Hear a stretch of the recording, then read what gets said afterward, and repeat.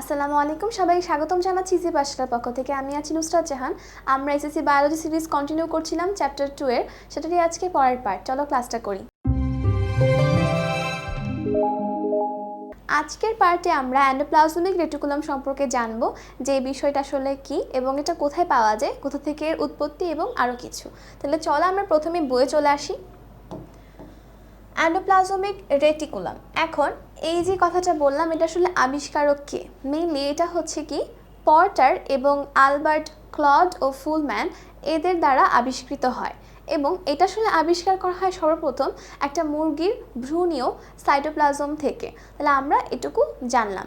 আচ্ছা, এখন ব্যাপারটা হচ্ছে এটা, এই যে এন্ডোপ্লাজমিক রেটিকুলাম এটার মধ্যে আবার প্রকারভেদ আছে। এটা হচ্ছে দুই প্রকার। কয় প্রকার? এটা হচ্ছে দুই প্রকার। আমরা একটু লিখে নিই।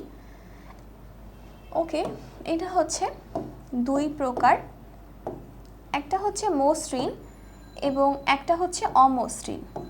একটা মসৃণ এবং অন্যটি হলো অমসৃণ। এখন ব্যাপারটা হচ্ছে এমন, যেটা মসৃণ সেটা আবার কেমন আর যেটা অমসৃণ সেটা আবার কেমন।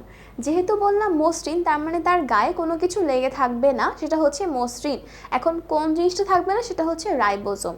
আর অমসৃণ মানে গায়ে কিছু লেগে থাকবে, সেটা হচ্ছে রাইবোজোমটা লেগে থাকবে, আর মসৃণের ক্ষেত্রে রাইবোজোমটা থাকবে না।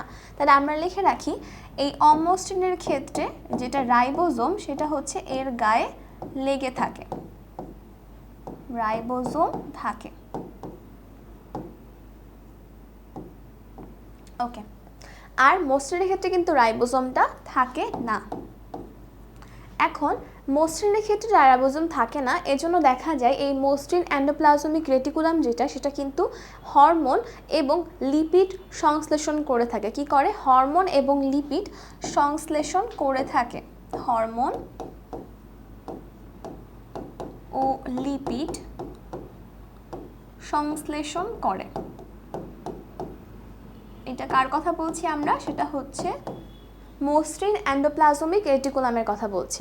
এবং আমরা যদি বলি অমসৃণের কথা, এটাতে হচ্ছে রাইবোজোম লেগে থাকে, এবং এটা কি সংশ্লেষ করবে? সেটা হচ্ছে প্রোটিন এবং এনজাইম। তাহলে আমরা এটা মনে রাখবো, ও হচ্ছে প্রোটিন এবং এনজাইম সংশ্লেষণ করবে। প্রোটিন এবং এনজাইম।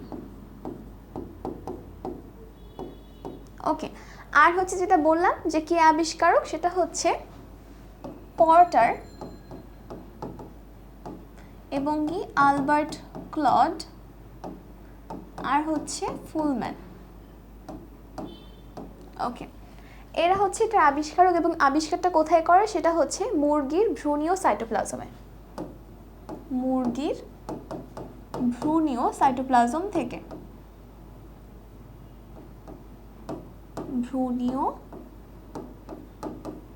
সাইটোপ্লাজম থেকে।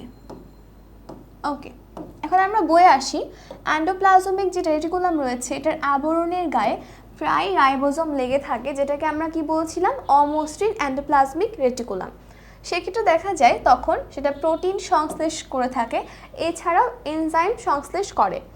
কোষে উৎপাদিত পদার্থগুলোর প্রবাহ পথ, কোষে উৎপাদিত পদার্থের প্রবাহ পথ হিসেবে এই এন্ডোপ্লাজমিক রেটিকুলাম ব্যবহার হয়।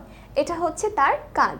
এরপর আসি, কখনো কখনো কি হয়? প্লাজমা মেমব্রেনের সাথে যুক্ত থাকে। কখনো কখনো দেখা যায় এটা প্লাজমা মেমব্রেনের সাথে যুক্ত অবস্থায় থাকে। আবার তখন ধারণা করা হয় যে এক কোষ থেকে অন্য কোষে উৎসেচক অর্থাৎ এনজাইম, উৎসেচক অর্থাৎ এনজাইম এবং কোষে উৎপাদিত অন্যান্য দ্রব্যাদি কি করে? বহন করে থাকে। আবার আসি মাইটোকন্ড্রিয়া, কোষ গহ্বর, এগুলোতে সৃষ্টিতে দেখা যায় এন্ডোপ্লাজমিক রেটিকুলাম কি করে থাকে? ভূমিকা পালন করে থাকে। সেটা কোন কোন ক্ষেত্রে? মাইটোকন্ড্রিয়া এবং কোষ গহ্বর এগুলোর সৃষ্টিতে ভূমিকা রাখে। এবার আসি, উদ্ভিদ এবং প্রাণী উভয় কোষেই এদের উপস্থিতি থাকে, অর্থাৎ এরা উভয় কোষেই অবস্থান করে থাকে। তাহলে আমরা কিন্তু এখানে এন্ডোপ্লাজমিক রেটিকুলাম সম্পর্কে জেনে নিলাম। তাহলে পিকচার দেখা লাগবে, তাহলে চলো আমরা পিকচারটা দেখি।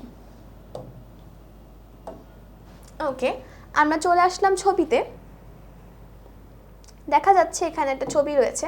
এখন এখানে মেইনলি যেটা হয়েছে এটা হচ্ছে অল ওভার একটা রাফ এন্ডোপ্লাজমিক রেটিকুলাম অর্থাৎ অমসৃণ। তার কারণ কি? তার কারণ হচ্ছে এখানে কিন্তু রাইবোজোম লেগে আছে, এই যে রাইবোজোম লেগে আছে। এটার জন্য এটা কি বললাম? রাফ বা অমসৃণ এন্ডোপ্লাজমিক রেটিকুলাম। আবার যদি এমন হতো যে এখানে লেগে নাই রাইবোজোমগুলো, তাহলে আমরা কি বলতে পারতাম? এটা হচ্ছে মসৃণ।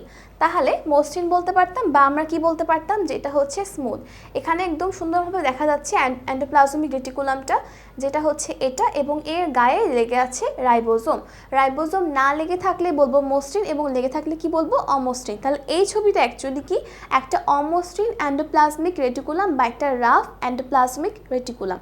এখানে মেইনলি দেখা যায় এন্ডোপ্লাজমিক রেটিকুলামে কি কি থাকে, সেটা হচ্ছে এখানে থাকে সিস্টার্নি, ভেসিকল এবং থাকে টিউবার। এখন আরেকটা ব্যাপার হচ্ছে, আমরা এটা বুঝতে পারলাম, তাহলে এন্ডোপ্লাজমিক রেটিকুলাম সম্পর্কে কিন্তু আমাদের জানা হয়ে গেল। তাহলে আশা করা যায় আমরা ক্লাসটা বুঝতে পারলাম। আজ এখানে শেষ করছি। আসসালামু আলাইকুম, ধন্যবাদ সবাইকে।